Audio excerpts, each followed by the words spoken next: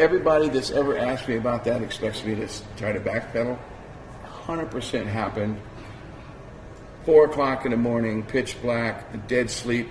I felt like I was being programmed.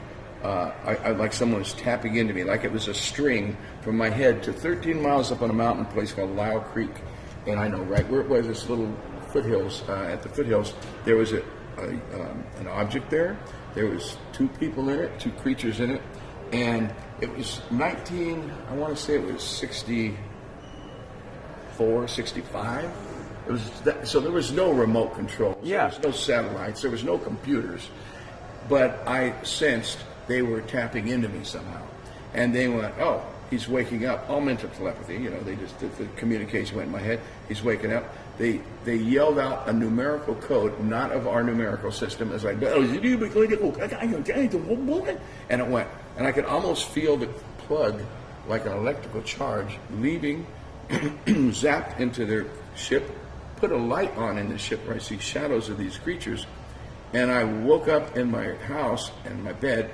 My room was infinity white. I couldn't move. I was completely paralyzed. My eyes were open. And all of a sudden, bam! It just went black. And it was the time it was. And I broke sweat. And I was shaking. And I felt like my body was so drained. From that moment on, I believed in UFOs. I started looking into astronomy. I became a junior astronomer. And I started figuring out. Till before that day, I never even looked at the sky and thought of anything except, well, there's a lot of stars out tonight. How's looking at the ground? Looking at the ground, looking at money. But yeah, very unique experience. And from that day on, I believe hard in the universe and UFOs and creatures. The thought of us being the only ones in this giant universe, when you know a little bit about astronomy, you know how big the universe is and what a speck of nothing we are. Yep. That to think that we're the only ones is pretty screwy. Those people are crazier than the guys who believe in UFOs.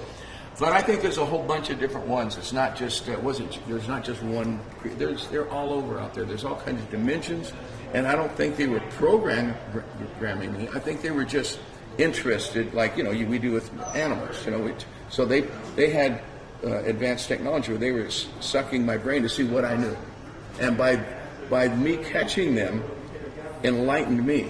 I didn't learn anything. They didn't put something in my brain to make me special. I don't believe that at all. I just believe that by having that experience and realizing that it happened, my brain went boop. It's like taking acid.